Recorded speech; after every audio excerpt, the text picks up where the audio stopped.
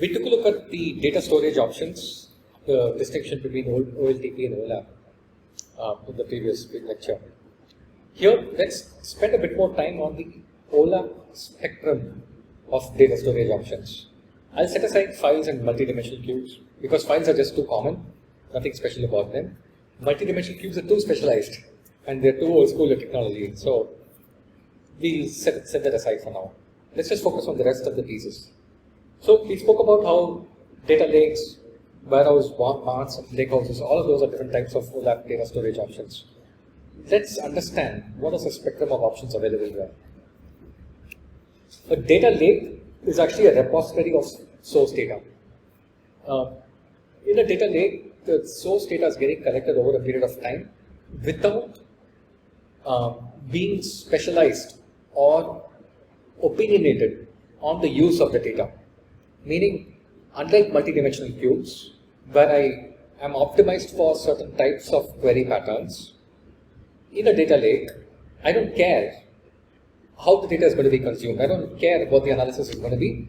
All I'm going to do is just collect all of that source data over a period of time and make it available for anybody who wants to use it. Sounds like a very simple thing, but it's actually one of the most profound changes or revolutions that happened to the world of OLAP when the data lakes came about back when Hadoop was introduced, right? We spoke about that in the first lecture. So the concept of a data lake as a place where you could just collect all kinds of source data over a period of time without having an opinion of whether the data is going to be useful or not, right? Became really powerful because then you could truly make a judgment call on solving for a business problem by looking at all kinds of data that's available for you at your disposal, because you would not have deleted it, right? It's because it's not expensive, because it's available for all time. So all of those good properties come into play. The data warehouse, on the other hand, is like the name warehouse suggests. It's an organized system of data, which is specifically focused on the problem statement of integration of the source data, so that it provides a centralized, single, consistent view across your entire business. The data lake is not responsible for that. The data warehouse is, right? Let's break down the words a bit.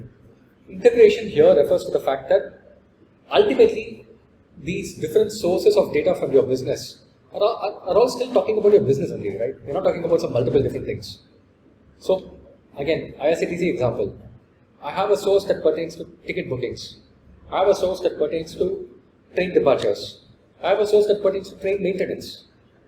A source pertaining to the attendance in the train, the people in the platforms, etc. Right? The roster of employees in the railway force, the electricity in the railway lines, all kinds of data sets. Right? IRCTC is such a very complex organization. All those sources pertain to the same thing, right? So the maintenance data says that the train track is not ready. If I just look at the booking data, I'll see that the train has not run, or rather the bookings have been made, but there is no money that's accrued. Why? Because the trains have been cancelled, because the maintenance is not done. So it's all integrated, right? So for a view of the business, you have to look at not only storing the source data, but integrating it. And integrating it in a manner that you join the primary key with the appropriate version of the primary key in the other table. All that kind of integrations has to happen.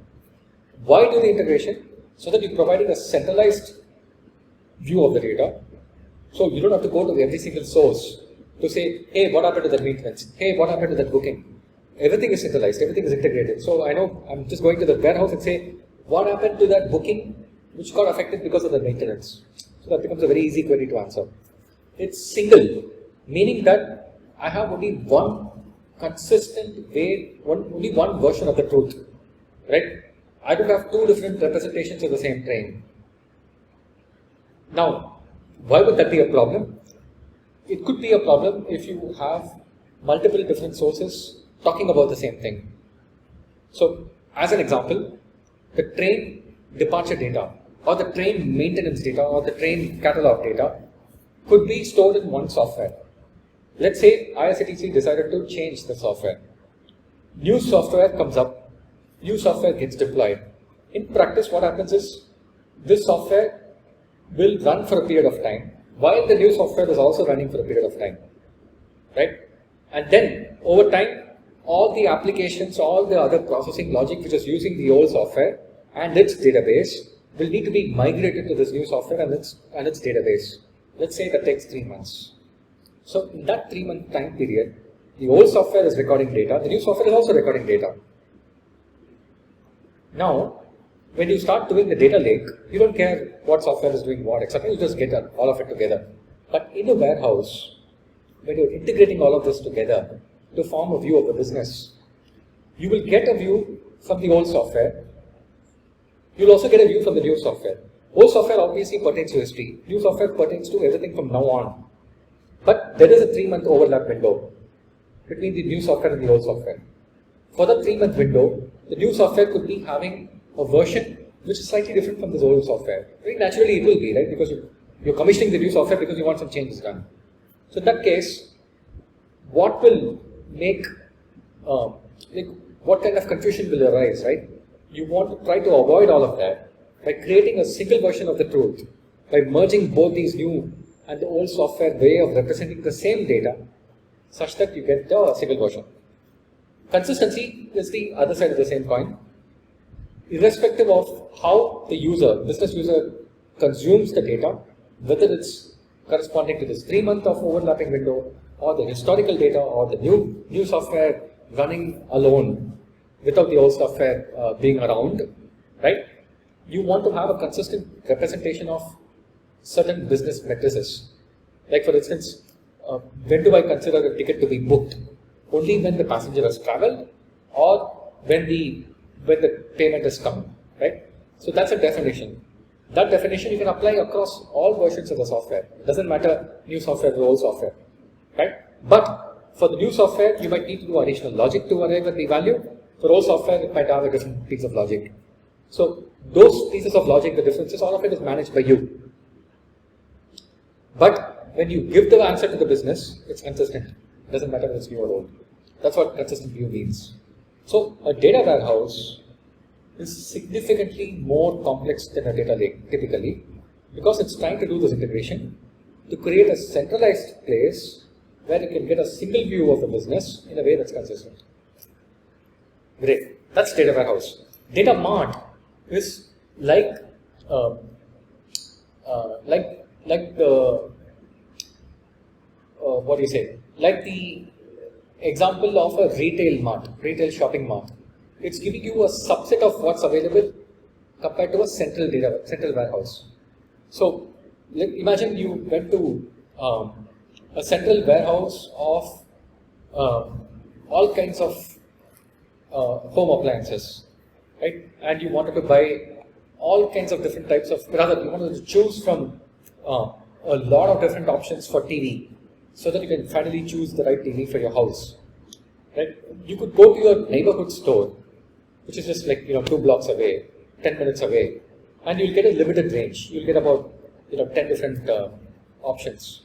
Or you could go to a warehouse, which is located far away from the city because it's much bigger in size, where they house all kinds of options, not just TVs, but also smart monitors, which can be hooked up to the internet, right? Or it could be completely different types of appliances, which are potentially not even something that you've considered. Why is that possible? Because the warehouse is much bigger and it's got more space to deal with it, and it's more, right? It's got more investments, right? Whereas the mart is smaller, it's meant for a very specific purpose to cater to the local locality and its needs.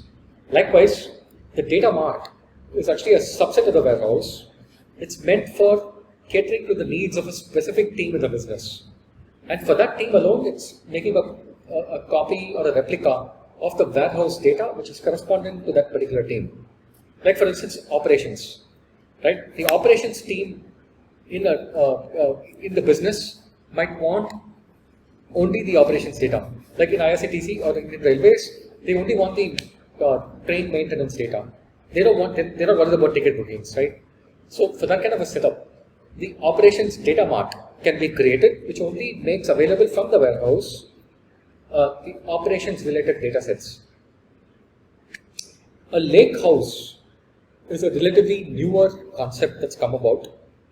There's still some debate about what exactly a lakehouse is. So I'll just use the definition which is commonly used by some of the practitioners of the lakehouse today. Right? A lakehouse is a platform which combines the benefits of a lake and a warehouse together in a single piece of technology. What are the benefits that are being talked about here? The data lake is cheap for storing historical data of all kinds without having an opinion about whether it should be structured, relational, consistent, etc., etc. Right? That's a data lake. A data warehouse, on the other hand, is having an integrated view like we spoke about. So the lakehouse is a single platform which gives you the flexibility to build a data lake as well as the flexibility to build a warehouse in the same piece of technology. So the spectrum of choices available to you as storage options for OLAP needs, for analytical needs, is many. And you have to choose wisely which one you want to use. So let's circle back to this concept of data extraction and all of that, right? We spoke about that in the first set of videos for this week. Let's now embark on this journey of building a data lake for analytics. Now, what would a data lake for analytics look like? And how is that different from just a regular data lake?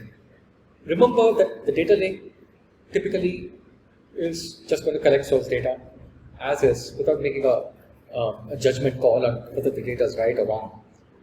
For business analytics though, you want to make the data massaged in a certain form such that you can rely upon the data for two things. One, the quality of the data, and secondly, that the data is complete, that you're not losing or that you're not lost any kind of data. So in a sense, the data lake for business analytics, the practical way to look at it is source data which is processed for quality and it's complete. How do you go about creating such a data lake? As a big data engineer in a company, this becomes like one of the most common things to do, right? So that's why we are talking about this question here. How to go about creating such a data lake? The simplest way to go about it is to break down every source into snapshots of the source that you create on a daily basis. As an example, you could also create it on an hourly basis. That's up to you. And then you test it for quality. By test it for quality, what I mean is you ensure that the metadata that the source is having is exactly the metadata that you are enforcing on all of the historical data, right? So if effectively you're doing technical standardization of the data, right? So that testing for quality is happening and you're creating a snapshot of the source. And once you create the snapshot of the source, you just keep accumulating snapshots over a period of time to create that history. That becomes your source for business analytics. So with that, you get completeness because you've got history, you've got the snapshots, so you've got the guarantee that you're getting complete data for a day, and you're testing that snapshot for quality. That's how you get the quality guarantee as well. How do you create the snapshot? Right? You can do that by leveraging what we spoke about when we talked about data extraction, which is either use event sourcing from SCD type 2 tables using queries, or use SDC, or CDC rather, and then you read all the CRUDs that have happened. All the facts can be just read by reading the appends. For the dimensions and the masters, you read the CRUDs for the day, bring it all together, read that particular set of events that you've read, that you've brought to the data lake. You read them in sequence and you recreate the masters. So it's as though you are creating your own SCD type 2 structure in the data lake, right? By reading the raw logs of the events, where the events themselves are coming from either the events are captured in the source as events using event sourcing pattern, right? Or the events are coming in from a CDC tool applied on top of a dimension table, which is having in place updates, right? Either which way, you're going to get events.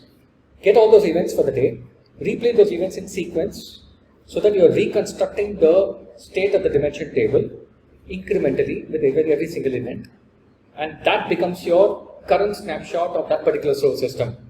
So basically at the end of the day, when the consumer looks at that particular source and looks at your data lake and looks at this mastered source, right? Rather, I should say managed source data, right? They should not be able to spot any difference because it's exactly the same. Same quality, same completeness. You've replayed the events in the same order so that you know you've got the version of the dimension table in exactly the same order. That's how you create a daily snapshot. So you create daily snapshots, you accumulate it over a period of time, you build a data lake. That data lake is tested for quality on a daily basis, and that becomes usable for business analytics. So with that, we close the topic of types of data, the storage options available for you for analytics. So these storage options become crucial decision points when you start on your data science career. Thank you.